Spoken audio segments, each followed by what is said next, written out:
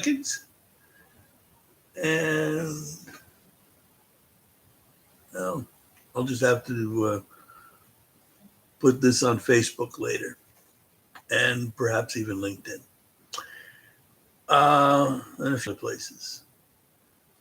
One of these days I'll look to see how we can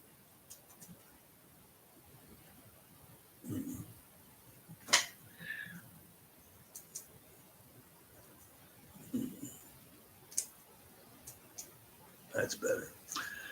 I'll look to find a way to put, do all my platforms together.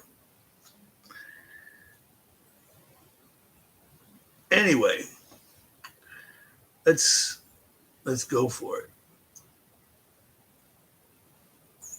As you can see on this live podcast, I've entitled it Unleash Your Powerful Self.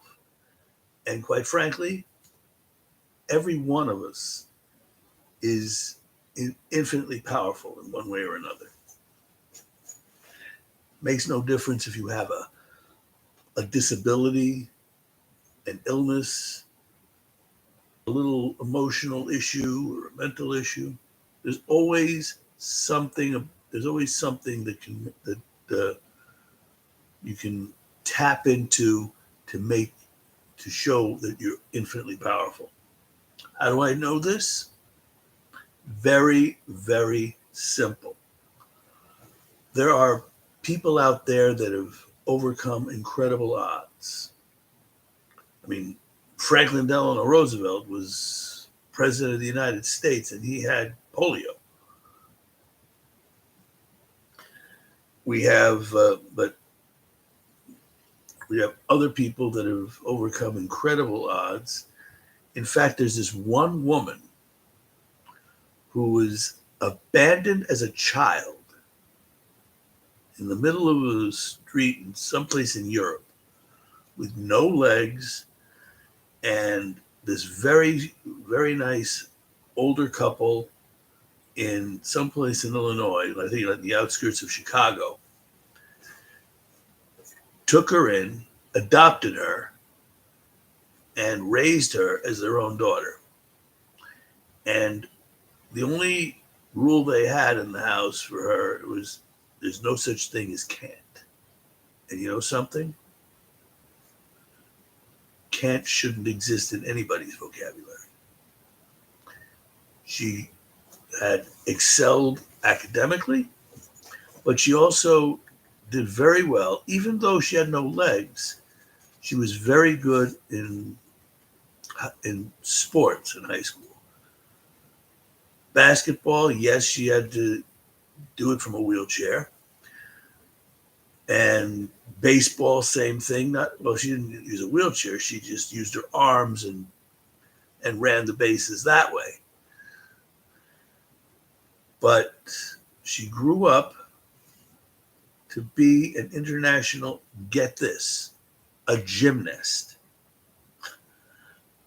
One of these days I'll have to look up that video that I shared on Facebook a few years back and show it to you. It is absolutely incredible.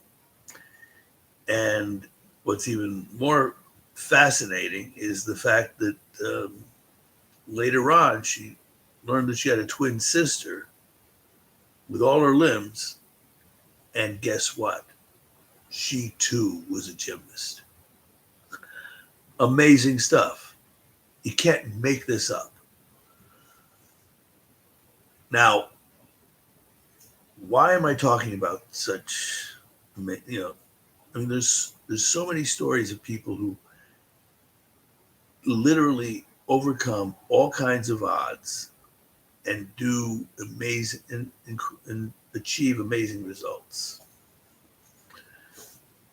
Because there's no reason not to believe in yourself and your ability to excel. I mean, I can give you stories of people who came from the bottom and with absolutely nothing, even less than nothing, and created major and have accomplished major things for themselves and for for other people around the world. One comes to mind, even though I don't eat from that particular establishment. There was a guy named David who, I think I might have told you this story once before. His parents died. His aunt and uncle raised him. Was very abusive. They were very abusive towards him. His behavior and his emotional status was not that great. He went throughout his school life. He got basically expelled for brawling, but he did manage to get an education, and college, the same thing throughout all his schooling. He basically always got in trouble, was brawling with everybody. Somehow he became a lawyer, but he got disbarred for brawling in the courtroom. And who with? His own client. So he had some other jobs, and his family basically disowned him. His wife and child left, and he had nobody, nothing. And then he basically was on disability and on Social Security, and he gets this meager check for like $120 something, and it's like you can't live on that, especially as since you can't go back to work anymore if you're in your 70s. So he went and sold his chicken recipe, and then over time it became, as you guessed it, Kentucky Fried Chicken. I don't eat the stuff, but a lot of people do, and it became a household word. People seem to like it. He went from basically a brawling vagrant to the Colonel, like a refined Southern gentleman, but you'd never believe that he had this kind of a background. And of course, lots of people in entertainment, business, sports, all came up from nothing. And unfortunately, there are some people that become famous and successful and rich and still can't control their states and literally self-sabotage and destroy themselves. Why am I talking about the negative stuff? These things happen. I believe that the best way to do anything is to control your state and be grateful for what you do have instead of worrying about what you don't. Now, if you look at some of the show notes, one of the things I like to, some of the things that I like to do is you got to understand that there's a way to go from where you are to where you want to be. First off, you got to know where, you got to know where those two things, where you are and where you want to be. You got to know what you want. Then you got to organize a plan to get there. Strategize what you have to do. Then of course you have to optimize your environment. Let's say you're looking to lose weight, or you're looking to get healthier in some way. And obviously you're not going to be in a good position if in your entire environment it's like an ice cream shop or a bakery, or a candy store. You need to get rid of all the stuff that's literally going to take you away from your goal, and substitute it for things that'll put you closer to it. Like, instead of having cakes and cookies, and you have some like carrots, carrot sticks, celery sticks, maybe some broccoli and cauliflower. It's like little snacks that way, or perhaps, and maybe have a room that's got an exercise room that you have to that you entice yourself to go to and utilize, because there are people that have gym memberships that they never use. They pay $20, $30, $50 every month, and they don't even set foot in the gym. That's not good. If you're going to pay for something, use it. Get your money's worth, right? But a lot of people aren't always able to do that. So you got to, and what's also good is you got to record your progress. Sometimes if you have sometimes you slip up, and all of us do. You need to go and say, okay, I slipped up, but I got this far. I backslided. The good thing is that you could always pick up from where you left off and continue onward. Is it easy? Nothing's ever easy. But a lot of people have, but do you have more drive to succeed, or do you have more excuses to fail? Lots of people tell me, Larry, I can't do this. I can't do that. I got a torn meniscus on my knee. I have arthritis. I don't have the educational background. I don't know how to do this. You delegate. What you want to do is I have certain companies and organizations in the show notes that will guide you to where you should, to places that can help you do what you need to do. In business, it's mostly in business, because I am a business coach. And what's also good, what you want to do is you need to find certain things. I'm also a health coach, and there's certain things in health that you have to take care of. Like, for example, if you're looking to lose weight, and I was much bigger than you see me now.